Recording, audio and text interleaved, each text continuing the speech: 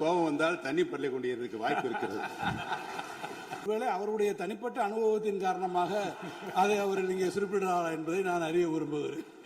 பேரவைத் தலைவர் அவர்களே, அந்நியார் அவர்கள் ஒரு நல்ல கருத்தை இங்கே சொல்லியிருக்கிறார்கள். அந்த கருத்து ஏற்புடையது அல்ல என்பதை நான் தெரிவித்துக் கொள்ள கடமைப்பட்டிருக்கிறேன். என்ற கோபம் வந்தால் தண்ணி பள்ளி கொண்டிருக்க வாய்ப்பு இருக்கிறது.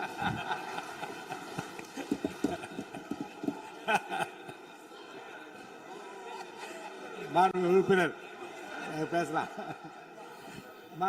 இப்போ தண்ணி பாட்டில் தான் வீசணும்னு கிடையாது, டம்ளர்ல கூட வீசி அடிக்கலாம். உறுப்பினர் ஒரு நிமிஷம்.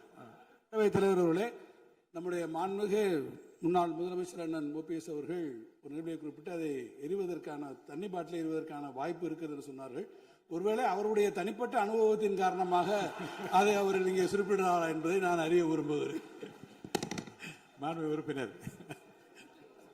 ஏன்னா காலையில இருந்து ரொம்ப காரசாரமாவே போயிட்டு இருந்துச்சு, அதனால ஒரு ஹாப்பியா நம்மளுடைய முதல்வர் பிறந்த நாள்ல எல்லாரும் சந்தோஷமா இன்னைக்கு நம்ம அவையை செய்வோம். சோ பாட்டில் தான் வீசணும்ன்றது இல்ல, வன்முறைக்கு வேண்டும் என்றால் இங்க எதில் எவ்வளவோ இருக்கு, எது வேணாலும் வீசலாம். பட் நம்ம எண்ணம் அது கிடையாது. நிச்சயமாக தண்ணீர் என்றாலே பிரச்சனை தான் போல இருக்கு. அது காவேரி தண்ணீரா இருந்தாலும் டாஸ்மாக் தண்ணீரா இருந்தாலும் அது ஒரு பிரச்சனையா தான் இன்னைக்கு மக்கள்கிட்ட இருக்கு. ஆச்சி மசாலா, எந்த சமையலும் ருசி தேடும் ரகசியம் 20 ரூபாய்.